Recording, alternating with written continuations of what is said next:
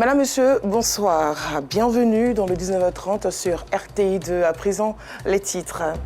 Le portrait de ce jour nous parle de Fatim Silla, une jeune dame diplômée en marketing et communication qui a su tirer son épingle dans le monde des entrepreneurs. Et puis, les pays de l'Alliance des États du Sahel se sont réunis à Ouagadougou en vue de créer une confédération. Si vous nous rejoignez, vous le faites bien. À Séchi, dans la région de l'Agnibi-Tiassa, le conseil régional a implanté des villages cannes pour permettre aux populations de vivre en temps réel la finale de cette messe footballistique africaine. Yacouba Koulibaly, Ido Fofana. Séchi, région de l'Agnibi-Tiassa. Pour permettre aux populations de suivre les compétitions de la CAN 2023, le conseil régional a implanté les villages CAN un peu partout dans la région. Le secrétaire général du conseil régional a tout mis en œuvre pour permettre à ces populations de vivre la finale de la CAN 2023. Il était important que les jeunes de mon village, de ma sous-préfecture, vivent l'événement au même titre que toute la Côte d'Ivoire. Voilà pourquoi j'ai eu l'idée, avec le soutien du ministre Pierre Ngoudemba, ministre de la Santé, président du conseil régional, pour initier ce village Cannes, pour faire plaisir aux habitants de cette magnifique sous-préfecture. On a eu des moments de perte de confiance, mais grâce à Dieu, tout cela n'est que du passé. Présent pour la circonstance, l'autorité préfectorale ne cache pas ses émotions après la victoire des éléphants de Côte d'Ivoire. Je voudrais vraiment féliciter nos pachidèmes qui nous ont honorés ce soir, qui nous ont donné la Coupe d'Afrique des Nations. Merci au président de la République. Il a fait beaucoup d'efforts. La Côte d'Ivoire a pris la coupe. Ce soir, je suis très content parce que la Côte d'Ivoire vient de remporter. C'est une joie qui m'anime. Et très content. On a montré que nous sommes le peuple. Le peuple a gagné, c'est ce qu'on veut. On gagne où on veut, on gagne quand on veut et on monte en puissance quand on veut. Ouais! Depuis le démarrage de la CAN 2023, de nombreux patriotes ivoiriens ont érigé des villages CAN pour suivre les différentes compétitions dans une parfaite symbiose. Parlons également de la CAN du côté de Dabou. Les supporters croyants ont cru dur comme fer à la victoire de nos Pachidem. Au terme des 90 minutes de jeu soldées par la victoire des éléphants, la ville de Dabou était en effervescence. Théodore Zouzou. À son domicile, le sous-préfet de Lopo, département de Dabou, dans la région des Grands Ponts, reçoit des invités. Ils y sont pour suivre, dans une bonne ambiance, la finale de la Coupe d'Afrique des Nations. Soudain, une mélodie se fait entendre depuis la terrasse et progresse vers le salon où se trouve l'administrateur et ses visiteurs. C'est une chanson entonnée par le père de l'hôte du jour. Musicien, il est l'un des formateur de l'artiste Onel Mala. Âgé de 89 ans aujourd'hui, son talent n'a nullement été altéré. Et pour cette occasion particulièrement d'avant-match, il improvise une chanson hommage aux éléphants. Éléphant, gagner cette carte. Moi, j'adore le football. De tout mon cœur, de tout mon corps. Je soutiens les éléphants. J'ai toujours prié dans mon sanctuaire là-bas pour que cette canne nous revienne. J'aurais voulu que l'éléphant fasse 2-1. Visiblement heureux de cette initiative de son géniteur, l'administrateur ne cache pas sa joie. Nous sommes très honorés, ma famille et moi-même. Et je crois que c'est un signe fort pour nous-mêmes. Nous allons passer ensemble ce moment vraiment historique pour la Côte d'Ivoire, pour la 3e étoile. Et tous les Ivoiriens ont la même respiration actuellement. Nous sommes très impatients de voir le début de ce match final qui, nous l'espérons et nous le souhaitons vivement, verra la Côte d'Ivoire l'emporter. Non loin de là, à 17h, le village CAN de la localité attend encore son monde, les supporters. La directrice régionale des sports et 7 supportrices, dites la mascotte de Dabou, sont déjà sur les lieux. Elles sont aussi confiantes. La population de Leboutou vient au moins 30 à 1 heure de temps avant le match. Donc je peux vous promettre que si vous revenez ici maximum dans 1 heure, 1h30, vous n'allez pas reconnaître l'endroit. J'ai voulu confesser ma foi. Voilà, dire à Dieu de nous aider ce soir-là pour qu'on puisse avoir cette 3e étoile. Donc j'ai pris mon bic et j'ai mis déjà mon étoile sur mon maillot. C'est normal que je dois attraper le drapeau du Maroc. Parce que c'est grâce à Maroc qu'aujourd'hui, je vais prendre la coupe. Aux environs de minuit, c'est une fan zone de Dabo surpeuplée et en effervescence qui nous accueille. La joie est à son paroxysme. Franchement, je suis très contente pour la victoire des éléphants. Vraiment, je suis fière d'eux. Super contente, très contente. Et je dis merci au président parce que vraiment, il nous a donné la meilleure canne. Vraiment, c'est tellement merveilleux.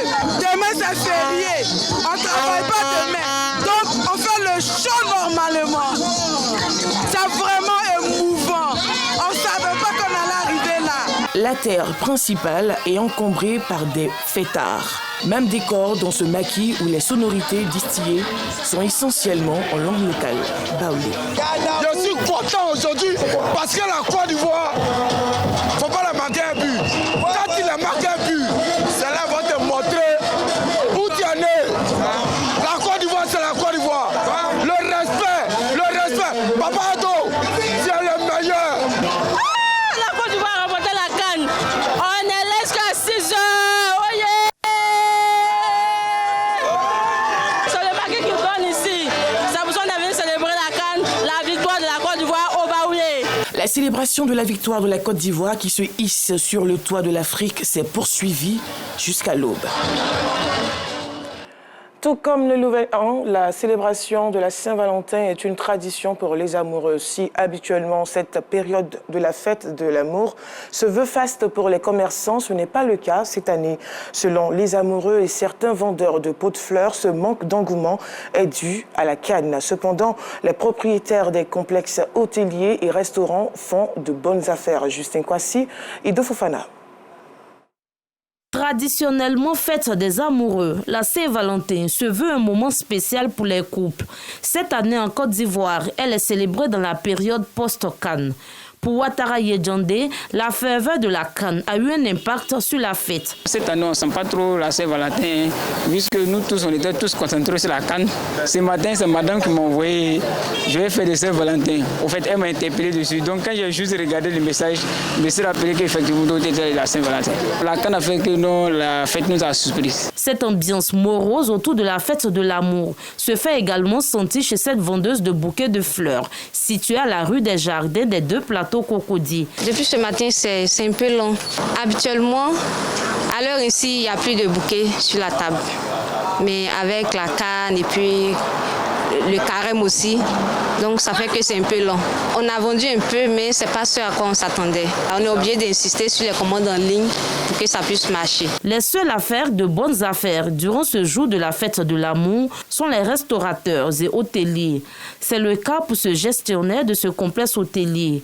Ici, le personnel s'active pour satisfaire les amoureux. C'est l'effervescence. On a plusieurs tables qui sont déjà réservées, donc beaucoup de tables réservées, les salons privés qui ont été bookés. Nous sommes la première Saint-Valentin post-Cannes. La victoire de la Côte d'Ivoire rend les gens plus amoureux. On a gagné, on est dans une certaine forme d'euphorie, de joie. La fête continue. La Saint-Valentin est célébrée le 14 février de chaque année.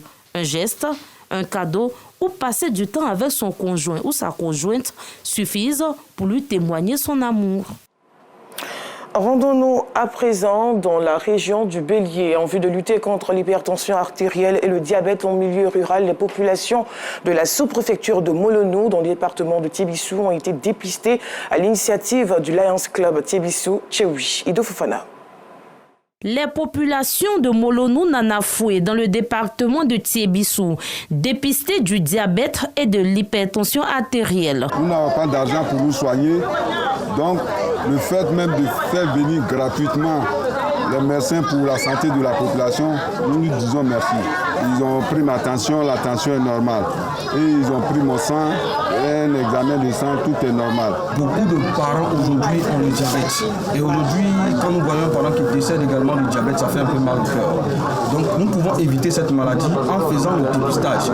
Lorsque le dépistage est fait de façon précoce, il y a la prise en charge qui est faite et le parent est protégé. Dénommée Journée Lions, cette action du Lions Club de Tébissou-Tcheoui vise à prévenir ces maladies et améliorer l'état de santé des populations de la région du Bélier. Aujourd'hui, nous avons choisi de venir dans le pays profond parce que ils en ont besoin et les mesures d'accompagnement sanitaire ne sont pas suffisantes. C'est pour ça qu'aujourd'hui, nous sommes venus faire ce dépistage à Momoni.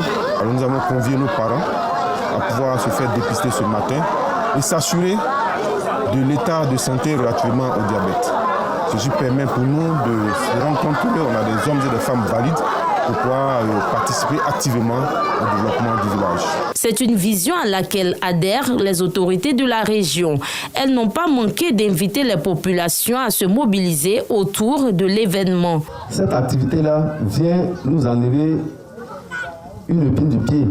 Nous nous réunissons à un double niveau.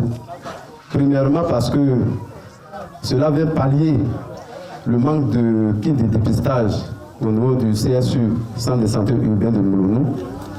Mais ça permet également à nos populations de connaître leur statut. Souvent on dit que le diabète, c'est la maladie des riches. Mais malheureusement, à chaque fois qu'on vient faire des dépistages, on vient voir si tout le monde va bien, on voit que beaucoup de nos parents sont malades.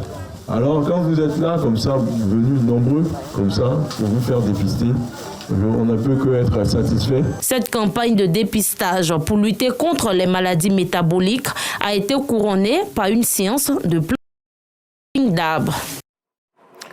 Nous sommes le jeudi, place au portrait du jour.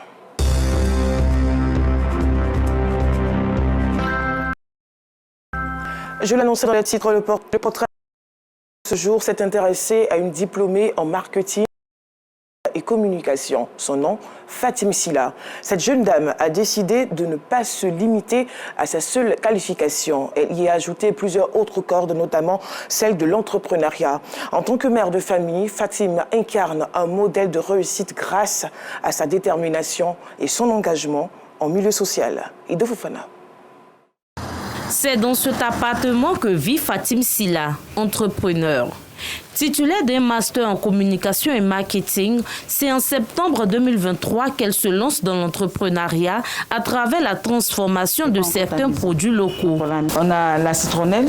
Donc la citronnelle, à la base, quand ça vient, comme je le disais, ça vient frais.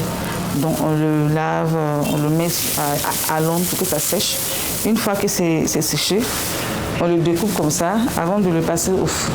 On a également ce produit qui est l'aphrodisiaque pour les hommes. Ça, c'est de la verveine. Ça sert à faire le produit qui aide à dormir, à avoir une nuit paisible. Ça, c'est le kinkiliba. Il est communément utilisé en remplacement du thé ou du café. L'un de ses articles les plus prisés reste le thé aphrodisiaque. L'aphrodisiaque, quand même, pour les hommes, c'est un produit qu'ils affectionnent énormément et donc ça sort beaucoup, ainsi que le vétiver. Et le troisième produit qui suit, c'est la digestion. Les prix varient selon les différentes saveurs. La jeune femme entrepreneur utilise donc des stratégies pour écouler sa marchandise. Ce format-là, on le fait à 20 000 francs. Donc c'est au choix du client. Il a la possibilité de prendre un seul produit, donc une saveur, ou la possibilité de prendre et de faire des mix de produits. Ce format-là, il est à 10 000 francs. Ce format-là, on fait à 2 000 francs. Mais donc, quand nous allons sur le terrain, on essaie d'adapter pour faire des petits formats de 1 000 francs pour permettre aux uns et aux autres de tester le produit. En plus des tisanes, la spécialiste en marketing fait la production d'épices et la fabrication de produits cosmétiques, le tout à base de plantes naturelles. Ce sont des épices pour les marinades de la viande blanche, la viande rouge. On a également de la cosmétique naturelle que nous faisons.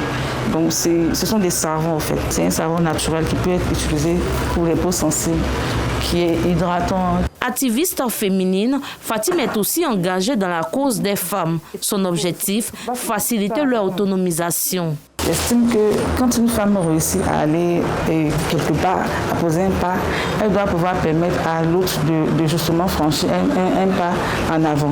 N'ayant pas encore de boutique pour la vente de ses produits, elle crée une page Facebook pour commercialiser son thé, ses épices et ses produits cosmétiques. Une manière de booster son commerce. On a des plateformes en ligne que nous avons créées.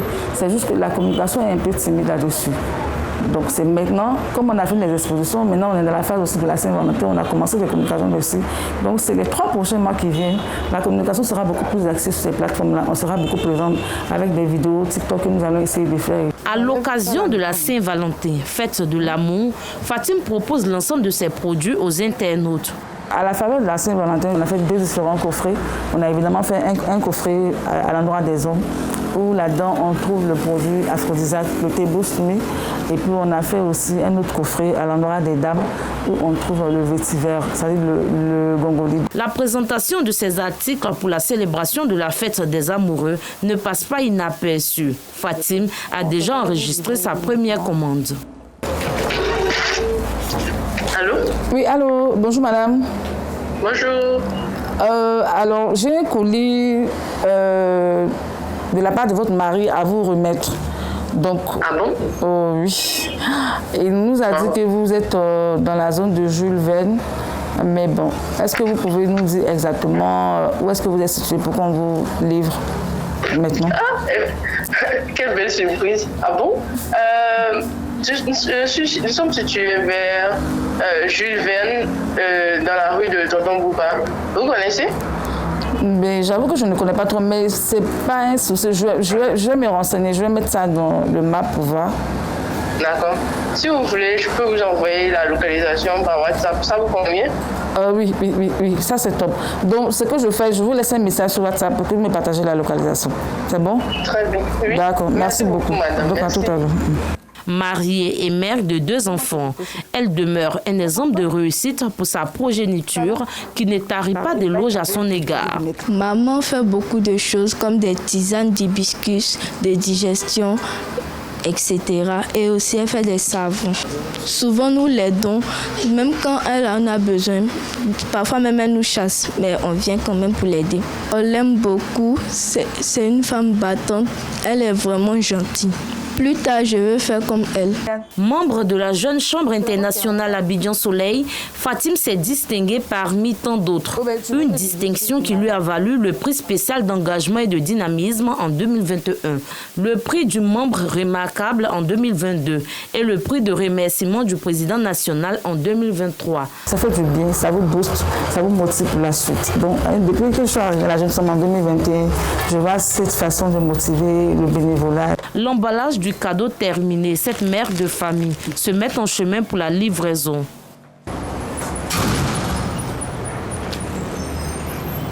À bord de son véhicule, Fatim explique ses projets, parmi lesquels figure la création d'une ONG dénommée Allo Bénévole, une organisation de lutte contre les violences basées sur le genre, VBG, et les grossesses en milieu scolaire.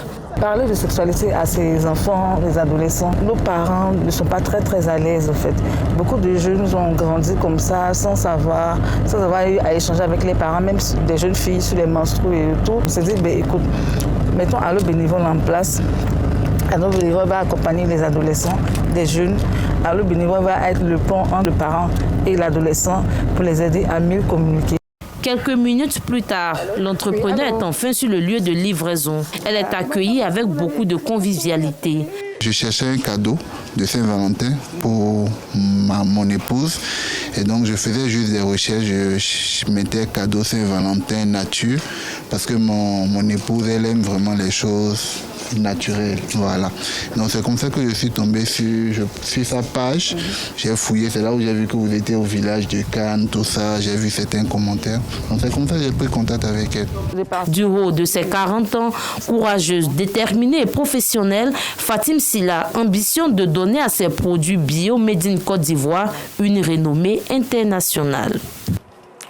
L'actualité, c'est aussi le Sahel. Des ministres du Burkina Faso, du Mali et du Niger, 3 régimes militaires regroupés au sein de l'Alliance des États du Sahel se sont réunis ce jeudi à Ouagadougou en vue de créer une confédération. Dimanche dernier, le chef du régime militaire nigérien, le général Abdourahmane Tiani, évoquait la possible création d'une monnaie commune avec le Burkina Faso et le Mali comme une étape de sortie de la colonisation. Et pour terminer, au pays de l'oncle Sam, Donald Trump sera le 25 mars prochain le premier ancien président des États-Unis à comparaître en procès pénal dans l'affaire des paiements pour taire une relation présumée avec une actrice X à quelques mois de la présidentielle américaine. Voilà, fin de ce journal. Merci de